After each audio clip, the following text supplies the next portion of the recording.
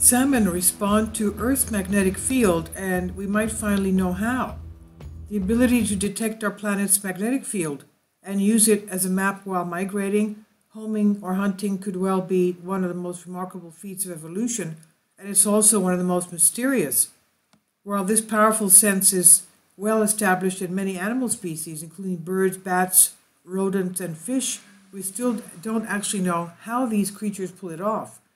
New insights into Chinook salmon, Ornithorhynchus chowita, have now reinforced the hypothesis that the juvenile fish of the species use microscopic magnetoreceptors embedded in their tissue to navigate via Earth's magnetic field.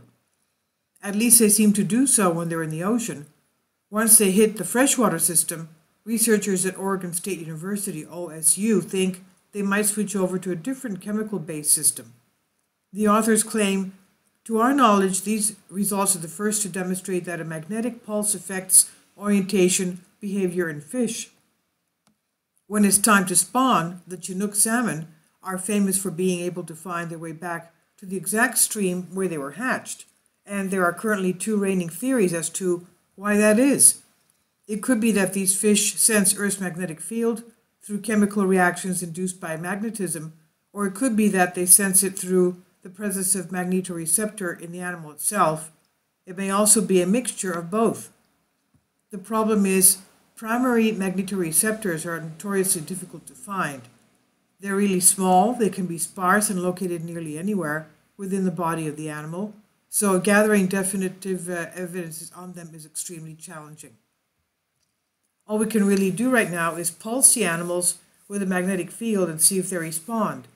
The OSU study, in that study, the researchers looked at what happened to juvenile salmons subject to magnetic pulses compared to those who were subject to none. Two different environments were used, one which mimicked a local magnetic field and another that mimicked a distant ocean location in the Chinook salmon range.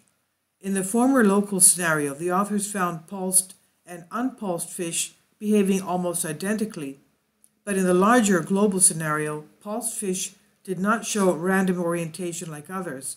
Instead, their heads pointed in a similar direction to one another. The study authors explain, interestingly, salmon are known to possess both a magnetic compass that enables them to use Earth's magnetic field as a directional cue and a magnetic map that allows them, in effect, to assess their position within an ocean basin.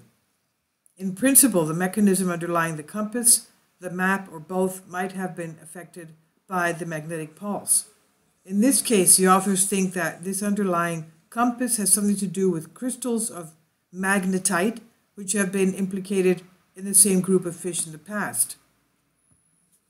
Quote, our findings are consistent with the hypothesis that magnetoreceptors are based on magnetite crystals, end quote, says OSU fisheries and wildlife biologist David Noakes, although he still admits more research will be needed to verify this hypothesis and reveal its true mechanisms. We're trying to figure out the life cycle of the salmon from the points of the highest information, when they go from freshwater to saltwater, and when they turn around and come back. If the results are right, the Chinook salmon now belong to a growing list of taxa affected by magnetic pulses. But what does that actually tell us? Despite growing evidence, primary magnetoreceptors have not been unambiguously identified in any animal as of yet. While magnetic pulses have previously been demonstrated to affect orientation behavior in a variety of terrestrial and aquatic animals, including rodents, bats, birds, sea turtles, and lobsters, the results are mixed and unclear. As such, the authors argue their findings among the Chinook salmon are consistent with the magnetite hypothesis. Noakes says, in the big picture, these salmon know where they are, where they're supposed to be, how to get there, and how to make corrections if needed. And while they're in freshwater, they're imprinting upon the chemical nature of the water. When they hit salt water, they switch over to geomagnetic cues and lock in that latitude and longitude, knowing they need to come back to those exact coordinates. This study was published in the Journal of Experimental Biology, and it's on Science Alert by Carla Casella. Please leave your comments. I think this is just amazingly fantastic, how these animals can do that. The salmon returning to their place where they were born, where they were spawned. Unbelievable. And this is a man fishing salmon in Scotland, Scottish salmon.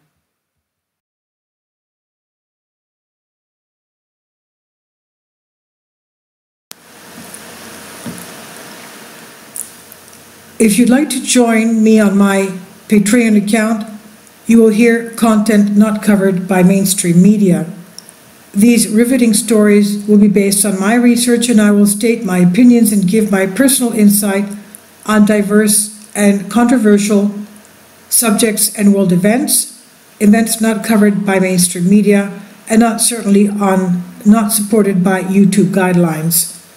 So whatever I have on my Patreon, most of those will not be on my YouTube channel.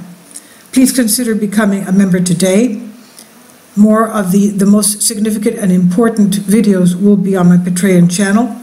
Your support helps me to continue my research and keeps this YouTube channel alive. And we depend on your support, your generous charity, because we help economically challenged families here in Athens, Greece, in Kapota, and we also help the young generation with university tuition and the community around our church. Thank you.